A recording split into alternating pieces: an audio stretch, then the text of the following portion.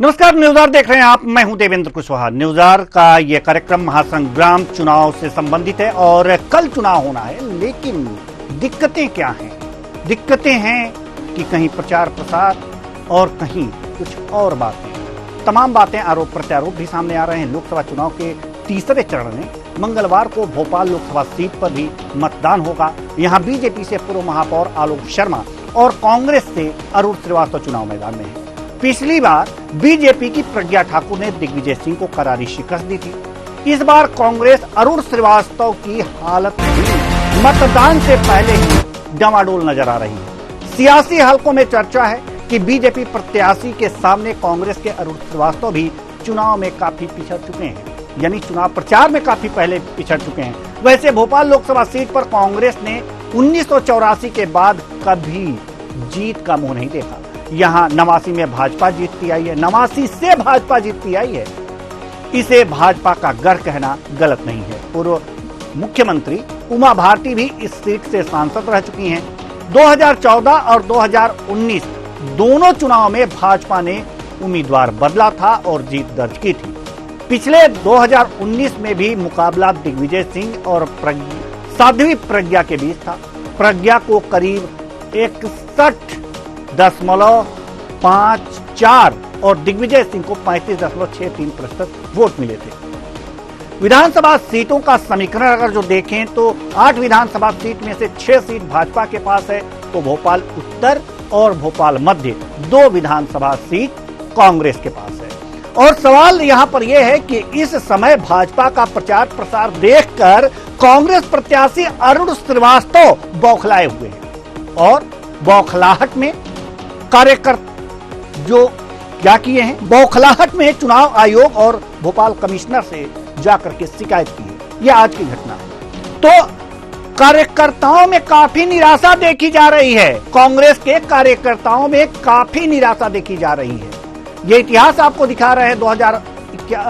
1991 में सुशील चंद्र वर्मा यहां से चुनाव जीते थे, बीजेपी के थे। 1996 में भी सुशील चंद्र वर्मा यहां से चुनाव जीते थे। 98 में भी वही प्रत्याशी बीजेपी से चुनाव जीते थे। 99 में पूर्व मुख्यमंत्री उमा भारती यहां से चुनाव जीती थी।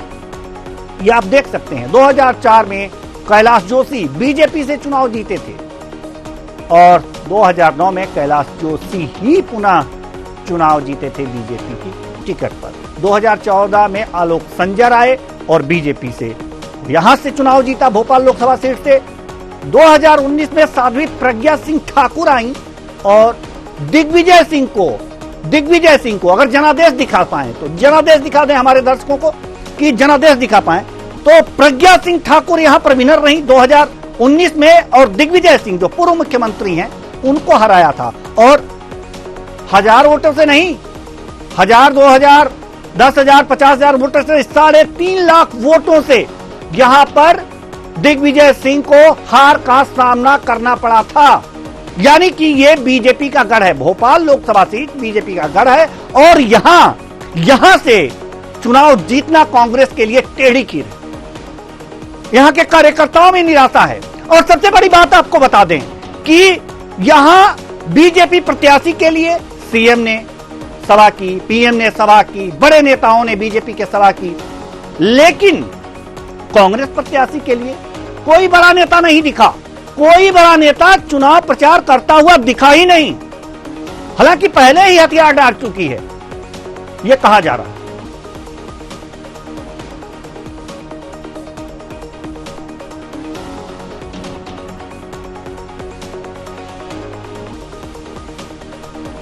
तो ये सारी चीजें हैं जो यहां पर दिखाई दे रही हैं। आप ये विनर देख रहे हैं और लूजर देख रहे हैं।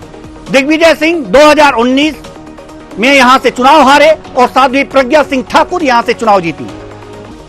कार्यकर्ताओं में निराशा, कांग्रेस के कार्यकर्ताओं में निराशा, यहां के नेताओं में निराशा, सारी चीज निराशा। और इस निराशा से बौखला करके कमिश्नर के यहां जाना और तमाम आरोप प्रत्यारोप वहां कोई तो कारण बताएंगे।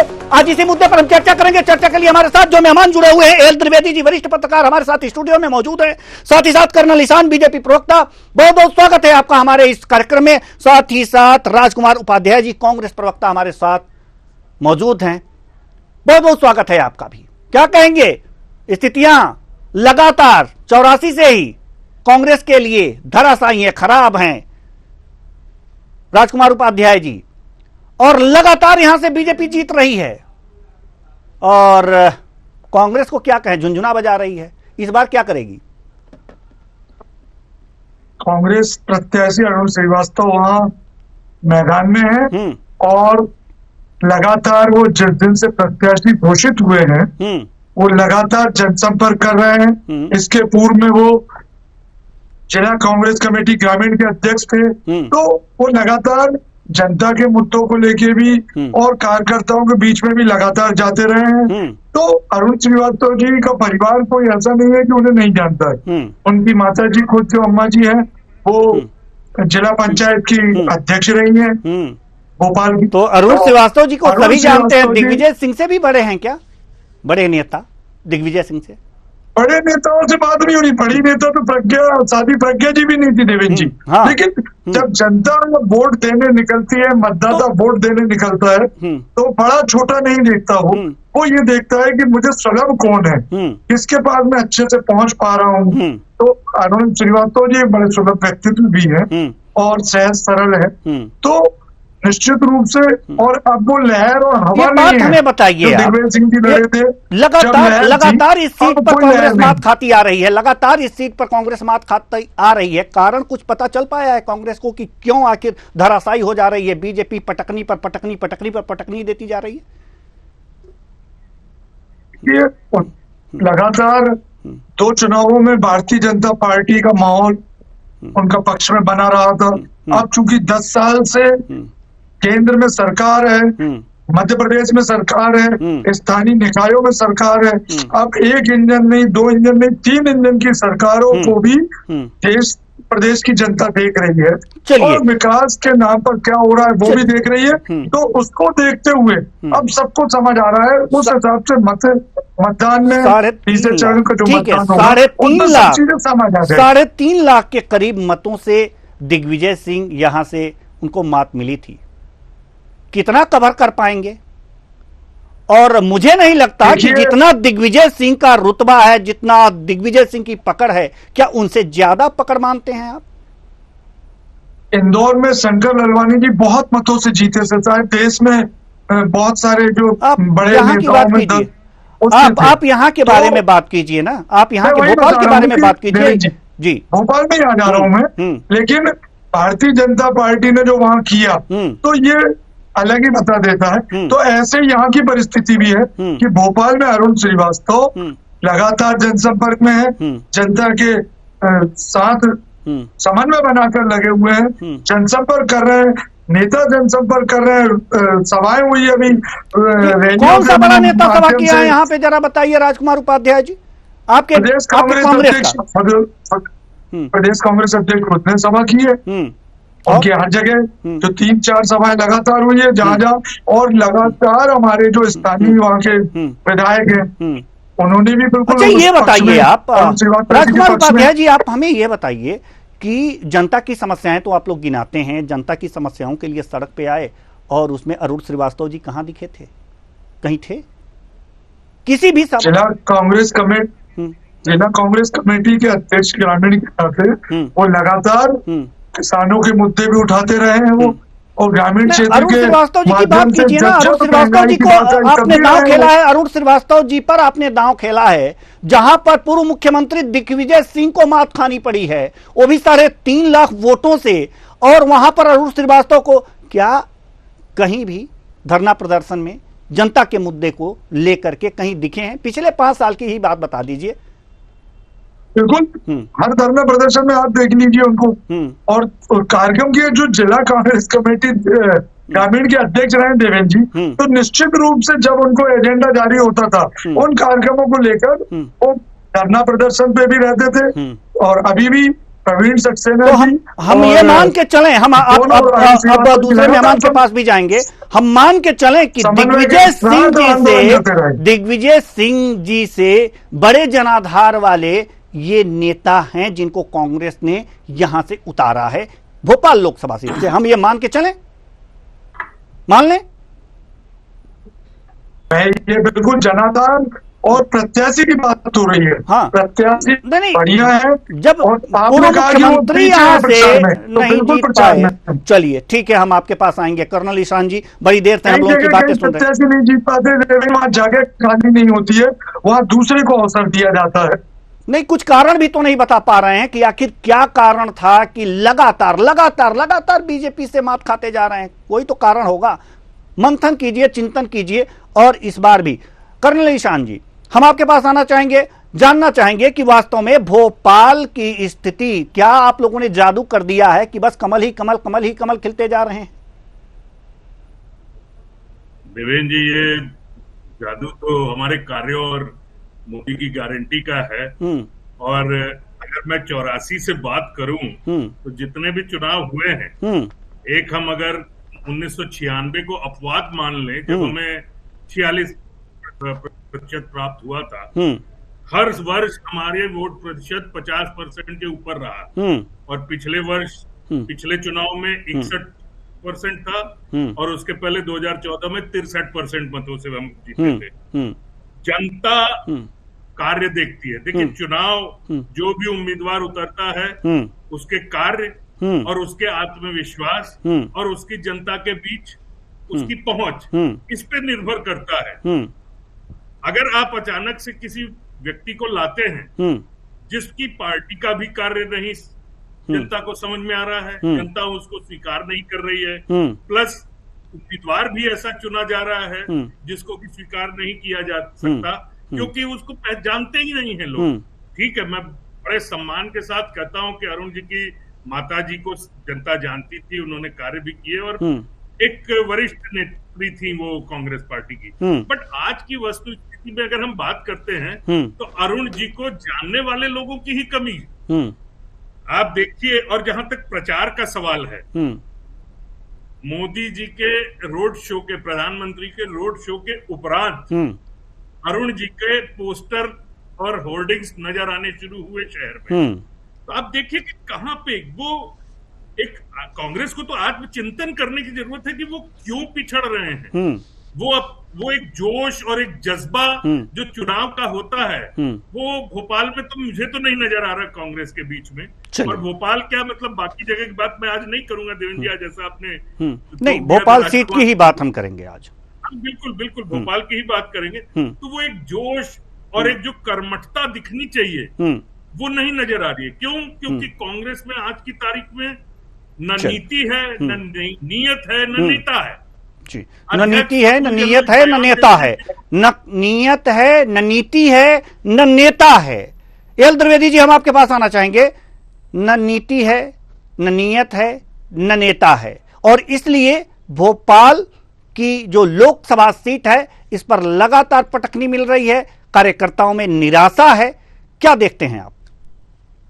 देखिए देवेंद्र जी, भोपाल का जो समीकरण है वो एक अलग प्रकार का समीकरण है। आपने जो मुझे डेटा दिखाया और मैंने भी जो देखा है, आप देखिएगा जब जब एक सीटों का जो मंथन होता है और कैंडिडेट का चुनाव होता है, उसको भोपाल में और जो एक गढ़ बताया जाता है सीटों का, उसके आधार पर चीजों चेंज किया जाता है। अब आप देखिएगा कि पहले जब पिछले जो चुनाव हुए थे, उसमें कांग्रेस ने पहले अपनी सीट डिक्लेयर कर दी थी कि हमारे यहां से कौन लड़ेगा, उसका नाम पहले आ गया था। उसके बाद आप देखिए कि भारतीय जनता पार्टी में कोई भी तैयार नहीं हुआ था कि पूर्व मुख्यमंत्री दिग्विजय सिंह के सामने कौन लड़ना चाहेगा। तो एक नया कैंडिडेट लाए और उसको चुनाव लड़ाया। ये सबसे इंपॉर्टेंट फैक्टर है, आप समझिएगा, क्योंकि कई लोगों को ऐसा लग रहा था कि ऐसा ना हो कि पूर्व मुख्यमंत्री दिग्विजय सिंह के साथ सामने अगर वे चुनाव लड़ते हैं और करारी हार उनको मिलती है तो राजनीति में उनका कैरियर ना समाप्त हो जाए। तो कई लोगों के नाम चल रहे थे, लेकिन अंदर से कोई मन से सहमति नहीं देना चाह रहा था कि वो लड़ना चाह रहे हैं। तो ऐसी कैंडिडेट को और एक ऐसे एजेंडे को बनाया गया कि जिस एजेंडे के थ्रू आगे बढ़ते बढ़ते बढ़ते हमें उस पे जीत मिल पाए। दूसरी बात, अगर हम बात कर लेते हैं भोपाल की एक ऐसी सीट की, तो जो यहां से सांसद रहे हैं उनके अगर हम विकास कार्यों की बात कर लें, जैसे अभी मैं प्रवक्ता जी को सुन रहा था, तो मुझे वह ये बता दें कि 5 या 10 ऐसे मुख्य विकास कार्य बता दें जो यहाँ के जो सांसद हैं जो रहे हैं, मतलब पूर्व में उन्होंने यहाँ पर किया हो डेवलपमेंट के नाम पर। तो कैंडिडेट की बात नहीं होती कि हम 3 लाख से जीते, हम 4 लाख से जीते, आपने उस क्षेत्र में क्या विकास किया, जो सांसद की निधि आती है उस निधि को आपने कितना खर्च किया और कितनी निधि वो वापस चली गई या खर्ची नहीं हो पाई या उसका सॉर्टेड रखा हुआ है, ये चीजें डिपेंड करती हैं। अब दूसरी ओर आ जाते हैं, जिस प्रकार से अरुण श्रीवास्तव जी की बात अगर चल रही है, तो आप एक देखिए कि एक वह पढ़ा लिखा योग्य उम्मीदवार तो है, ये आपको मानना पड़ेगा, क्योंकि कहीं ना कहीं एमएससी और एलएलबी हैं वो, तो कहीं ना कहीं एक योग्य उम्मीदवार तो है। हाँ, कितने वे सक्रिय रहे, कितने वे सक्रिय नहीं है, ये एक अलग मैटर रखता है। लेकिन ग्रामीण क्षेत्रों में अगर हम बात कर लेते हैं तो उनकी पकड़ शायद अन्य राजनीतिक दल से ज्यादा है। चलिए, ग्रामीण क्षेत्रों में पकड़ ज्यादा है, तो पकड़ पे ही हम बात करेंगे। राजकुमार उपाध्याय जी, आपसे किन किन वर्गों के वोट कांग्रेस सोच सकती है कि भोपाल लोकसभा सीट पर उसे मिलने वाला है, और यह दावा करती है कि जो दिग्विजय सिंह हैं वो हार गए लेकिन ये जीत जाएंगे? देखिए देवेंद्र जी, हार और जीत जनता के मतदान के बाद ही हम कर पाएंगे, क्योंकि भारतीय जनता पार्टी जो बार बार कहती है हम इतनी पार करेंगे, इतने ले आएंगे, हम उस बात में नहीं जाना चाहते। हम तो ये चाहते हैं कि जो अच्छा प्रत्याशी है, जिसके विकास की बात करे, जो रोजगार की बात करे, जो लोगों को अपने में काम करे, ये होती है।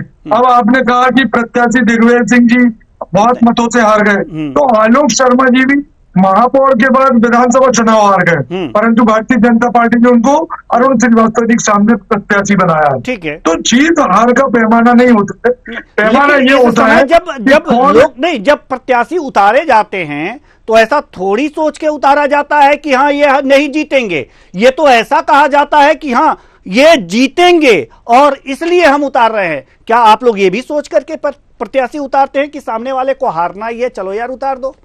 गिनाने के लिए तो नहीं उतारते ना।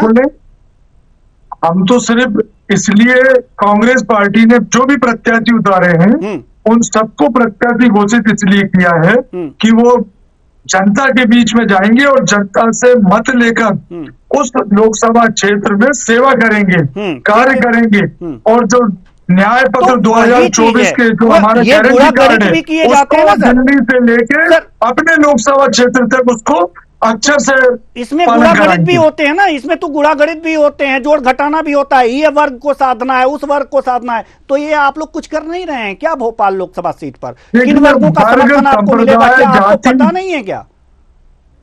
देवेंद्र जी, वर्ग, संप्रदाय, धर्म, जाति, इनको साधना और इनको मिलाने का काम तो वो दूसरी विपक्षी पार्टी को ही मुबारक हो, उनको ही बधाई हो। आप लोग बिल्कुल कांग्रेस सर्वजन हिताय सर्वजन सुखाय वसुदेव कुटुंबकम के हिसाब से चलती है, निर्धारित किया होगा ना इनको उतारने के बाद, और कोई योजना तो बनाई होगी ना, कोई मापदंड तो बनाया होगा कि हाँ ये चीजें हैं, इससे ये चीज सधेगा, या बस उतार दिए, चाहो लड़ो, जीतो, हार तो लगातार मिल ही रही है, जीत जाओगे तो अच्छी बात है।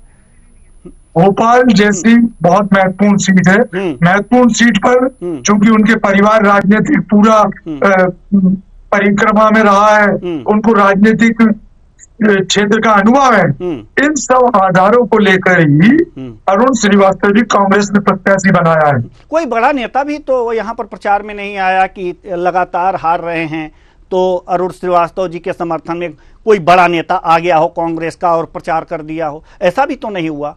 क्या वास्तव में आप लोग अनाथ छोड़ दिए हैं क्या अरुण श्रीवास्तव जी को कि चलिए जीत गए तो ठीक, नहीं तो हार तो मिलती ही है?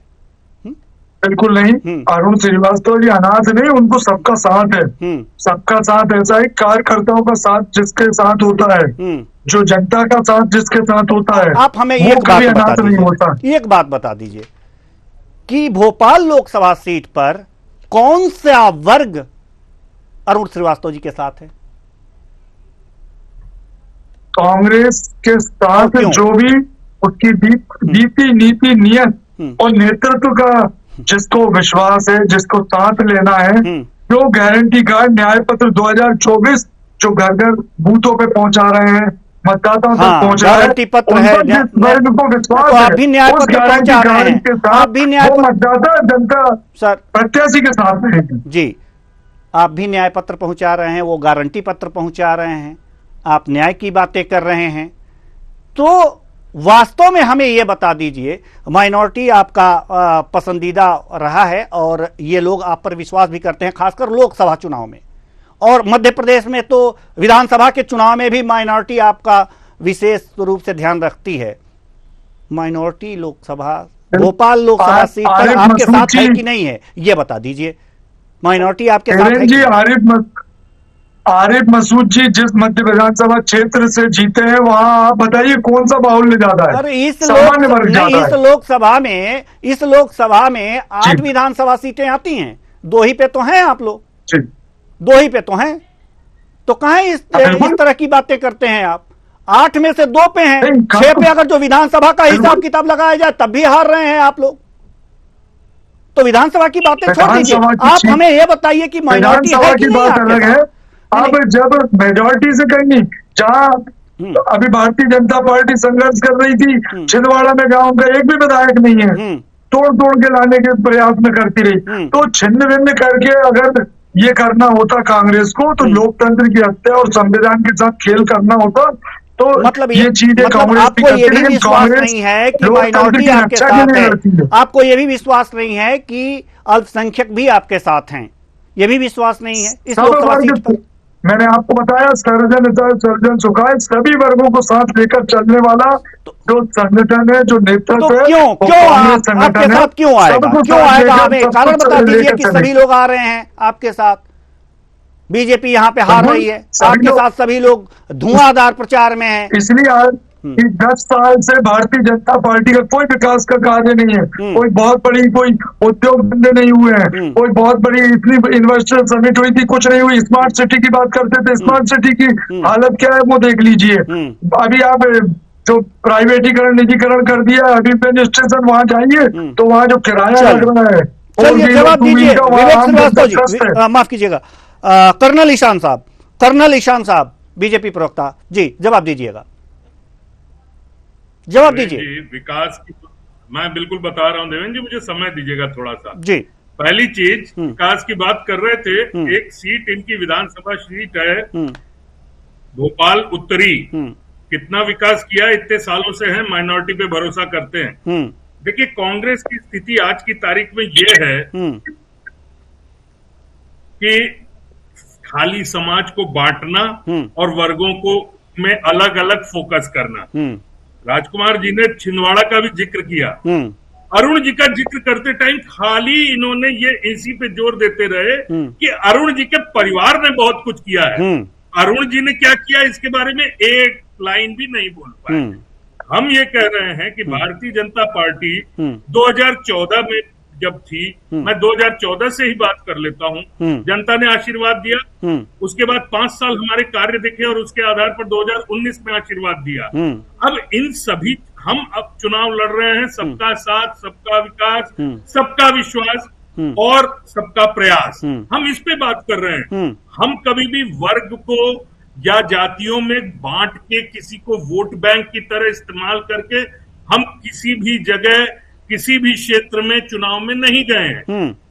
जब भी लोकसभा का चुनाव होता है तो राष्ट्र की बात होती है, और मुझे पूर्ण विश्वास है जो इस भी व्यक्ति को आभास है कि सनातन विरोधी कौन है, देश की बात करने वाला कौन है, देश की प्रतिष्ठा किस पार्टी के और किस सरकार में बढ़ रही है।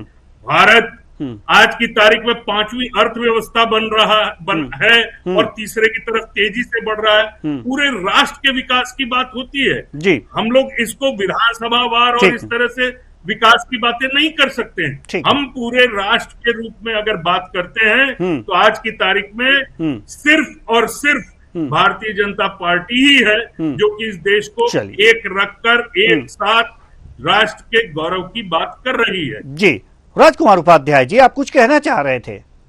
जी विकास की बात कर रहे हैं, तो विकास कितना हुआ, मैं तो वो पूछना चाहता हूँ कि 10 साल के मुद्दों पर बात करें कि 10 साल भारतीय जनता पार्टी ने क्या किया और आगे क्या करना चाहती है। आप हिस्सेदारी की बात कीजिए। कांग्रेस कभी भी, आप हिस्सेदारी की बात कीजिए ना।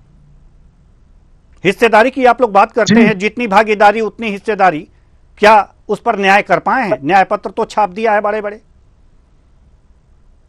बिल्कुल।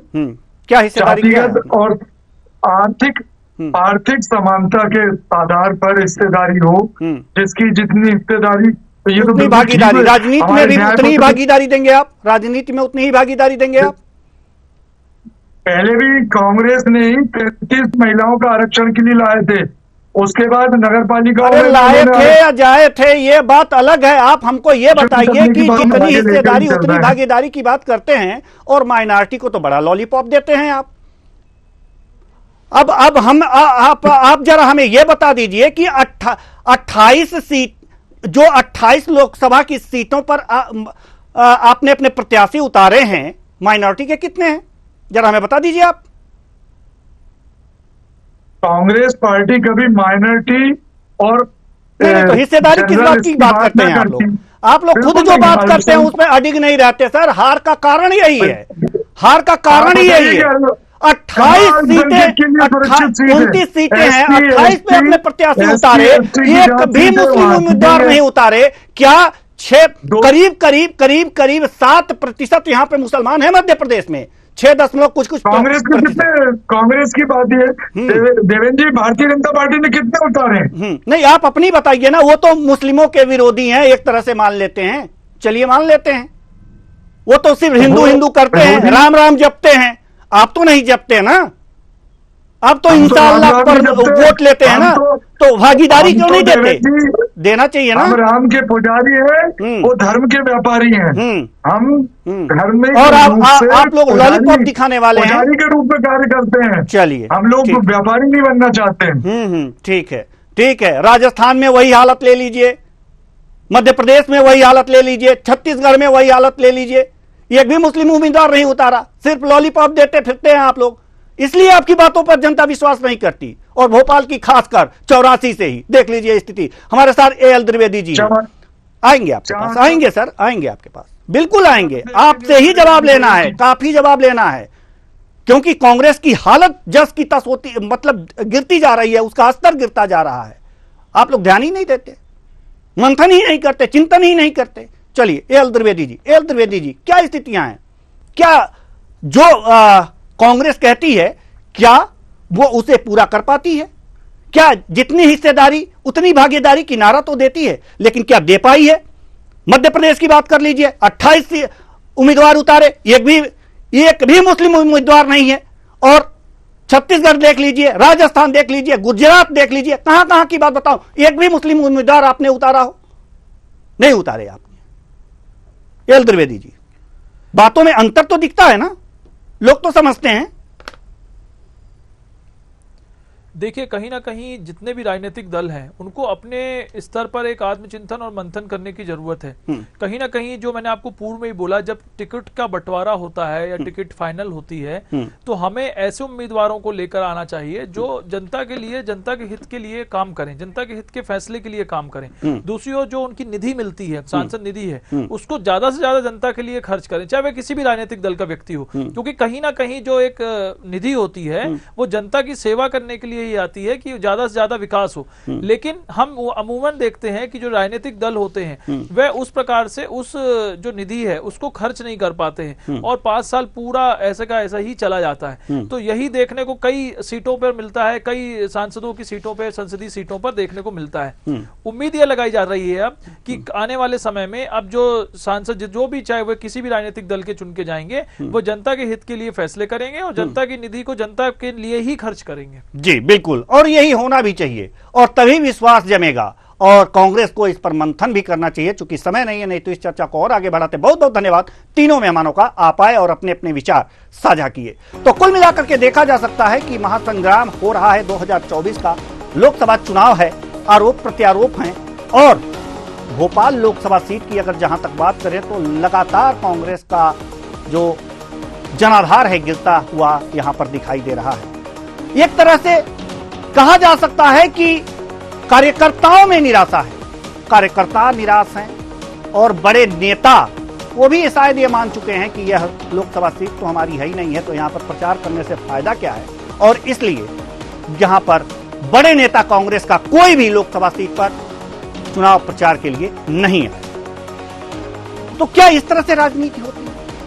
और जो उम्मीदवार हैं अरुण श्रीवास्तव क्या कहीं दिखे 5 साल पहले, कहीं किसी जनता के मुद्दे को लेकर सड़कों पर आए जनाधार के बीच, शायद।